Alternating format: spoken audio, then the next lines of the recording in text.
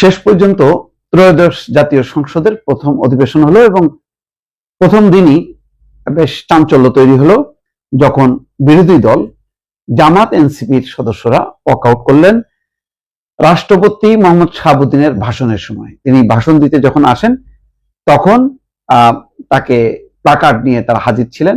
আগের থেকে প্রস্তুতি বোঝাই যাচ্ছিল, জুলাই নিয়ে গাদ্দারি চলবে না, জুলাইয়ের সঙ্গে বিশ্বাসঘাতকতা বন্ধ করো, এমন স্লোগান দেখলাম। বেশ হাসনাত আব্দুল্লাহর যথারীতি উত্তেজিত মুড।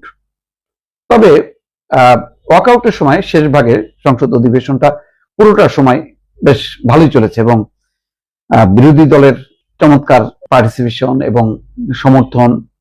শুধুমাত্র কেন জানি স্পিকার ডেপুটি স্পিকার নির্বাচনের সময় যখন নাকি ভোটে দিল তখন তারা মানে ওই যে যদি সমর্থন থাকলে সবাই বললেন হা, তারা হাও বললো না, নাও বললো না, চুপচাপ থাকলো। তো ঠিক আছে, বোঝা গেল যে মৌনতা সম্মতির লক্ষণ। কিন্তু শেষে যখন নাকি শাহাবুদ্দিনের ভাষণের পর্ব আসলো এবং এটা সম্ভবত নির্ধারিত, তারাও প্রস্তুতি ছিল, একেবারে ছাপানো প্লাকার্ড তারা তুলে ধরলো। শফিকুর রহমানের নেতৃত্বে প্রতিবাদ হলো। এর মধ্যে হাসনাত আব্দুল্লাহ বেশ একটু সামনে এগোনোর চেষ্টা করলো। আব্দুল্লাহ মোহাম্মদ তাহের বিরোধী দলের উপনেতা, তিনি সবাইকে নিবৃত্ত করে ওয়াকআউটের মধ্য দিয়ে বিষয়টা সবাইকে নিয়ে গেলেন, ওয়াকআউট করালেন। এটা বেশ উত্তেজনা ছড়ালো। এর আগ পর্যন্ত পুরো সংসদ অধিবেশনটা খুব বেশি প্রাণবন্ত ছিল না, নিরামিষ ছিল। সবচেয়ে বড় এই সংসদ অবাক কাণ্ড যে কোনো কথাই শোনা যাচ্ছিল না, সাউন্ড সিস্টেম এত খারাপ। এবং তার মাঝে তো দেখা গেল সাউন্ড সিস্টেম এক পর্যায়ে বন্ধই হয়ে গেল। তখন নামাজের বিরতি দিয়ে সেটা চালু করার চেষ্টা করা হলো, কিন্তু করা হলো কখনো অল্প কিছু শোনা গেছে, আবার অধিকাংশ সময় শোনা যায়নি। এবং সবাই আসলে অন্য কোনো সময় হলে, অন্য যে কোনো পরিস্থিতিতে হলে সবাই উঠে চলে আসার কথা। অন্তত আজকের ভিআইপি গ্যালারি, দর্শক গ্যালারিতে যারা এসেছিলেন তারা মজা পায়নি। এবং দেখা গেল যে এমপিরা তারাও অস্বস্তি বোধ করছিল, বারবার তারা দৃষ্টি আকর্ষণ করার চেষ্টা করছিল যে তারা শুনতে পাচ্ছেন না, মাইক, সংসদের মাইকও কাজ করছে না। কি মানে সংসদ উপহার দিয়ে গেল শেখ হাসিনা, যে সংসদ কাজই করছে না, মানে সাউন্ড সিস্টেমটা ঠিক করতে পারেনি। এত উন্নয়ন, সাউন্ড সিস্টেমের উন্নয়ন নেই। আসলে সংসদ তো গত 15-20 বছরের মধ্যে পেশাদার কোনো সাংবাদিক যায়নি এই সংসদে, কারণ এই সংসদের কোনো আকর্ষণ ছিল না।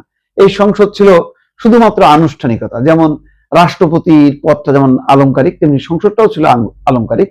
আর দুনিয়া যত নিজেদের ধান্দাবাজি, আইন কানুন এগুলি পাশ করার জন্য। এই সংসদেই একটা ভিন্ন সংসদ ছিল। যখন এই সংসদে যে তত্ত্বাবধায়ক সরকার ব্যবস্থা বাতিল করে এই সংসদে, সেই সংসদটাই বসলো। এই সংসদের আকর্ষণটা, বৈশিষ্ট্য হলো এই যে এই সংসদে এবার আওয়ামী লীগ বলে কোনো দল ছিল না। আবার বিএনপি অনেক বছর পর বিপুল সংখ্যাগরিষ্ঠতা নিয়ে আসলো।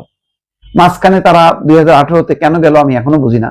5-6 জন তাদের পার্টিসিপেশন ছিল, তার মধ্যে রুমিন ফারানা, তারপরে হারুন রশিদ চাঁপাইনবাবগঞ্জ, তারা বেশ জ্বালামি বক্তব্য দিত, সেগুলোই কোড হইতো, কিন্তু সংসদের কোনো গুরুত্ব ছিল না। অনেক বছর পর একটা সংসদ, প্রাণবন্ত সংসদ পাওয়া গেল। অন্তত সবাই আসলেন, 3 বাহিনীর প্রধানকে দেখা গেল, জুবাইদুর রহমান, জাইমা রহমান, ডক্টর মোহাম্মদ ইউনূস আর ডক্টর আসিফ নজরুল, তারাও ছিলেন অতিথির সারিতে, তারাও দেখলেন। কিন্তু শেষ ভাগ পর্যন্ত অনেকে ছিলেন না। অন্তত ডক্টর মোহাম্মদ ইউনূস, আসিফ নজরুলকে দেখা যায়নি। রাষ্ট্রপতি ভাষণের সময় তাদের যে প্রতিবাদ হবে, ওয়াকআউট হবে, এটার জন্য পূর্ব নির্ধারিত, অনেকটা সাজানো গোছানো। তারা প্লাকার্ড যেভাবে ছাপায় নিয়ে আসে, তারা দিনের কার্যসূচি অনুযায়ী জানে যে ওয়াকআউট করবে। ওয়াকআউট করেছে, ভালো, খারাপ লাগেনি। অন্তত গৃহপালিত বিরোধী দল হওয়ার চেয়ে একটু মেজাজি একটা বিরোধী দল, সত্যিকারের বিরোধী দল হওয়াটা দরকার। সংসদের একটা অপূর্ণতা তো আছে, কারণ এই সংসদটা বারবার চিন্তা করছিলাম, যখন আমি কভার করতাম তখন ছিল বিএনপি, আওয়ামী লীগের অংশগ্রহণ, জামাত তারাও ছিল। সেই সংসদ কভার করতাম, বেশ একটা উত্তেজনা লাগতো, ভালোও লাগতো, আগ্রহ ছিল।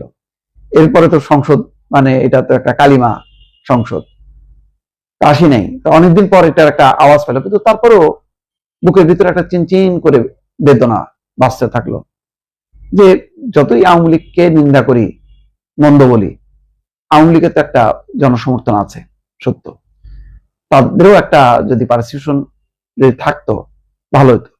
অনেক সময় মনে হচ্ছিল যে স্বতন্ত্র কয়েকজন সদস্য আছেন, তারা যদি মিলে একটা আওয়ামী লীগে যোগ দিয়ে যদি একটা আওয়ামী লীগ বানাইতো, তাহলে অন্তত এই সংসদের একটা পরিপূর্ণতা পাইতো। এখানে বিএনপি, আওয়ামী লীগ, জামাত সবাই আছে, এখন কিন্তু বলা যাচ্ছে না। সুতরাং এই একটা অপূর্ণতা নিয়ে শুরু হলেও শুরুটা দরকার ছিল, শুরুটা গুরুত্বপূর্ণ। কারণ গণতন্ত্র এবং নির্বাচনকে যে পর্যায়ে নিয়ে গেছিল আওয়ামী লীগ, এই জায়গা থেকে একটা পরিত্রাণ পাওয়ার দরকার ছিল, সেই পরিত্রাণটা ঘটলো। কিন্তু এটা বলা যাবে না যে এটা পরিপূর্ণতা পেল। সুতরাং এখনো অনেক পথ পাড়ি দিতে হবে এদেশের গণতন্ত্রকে।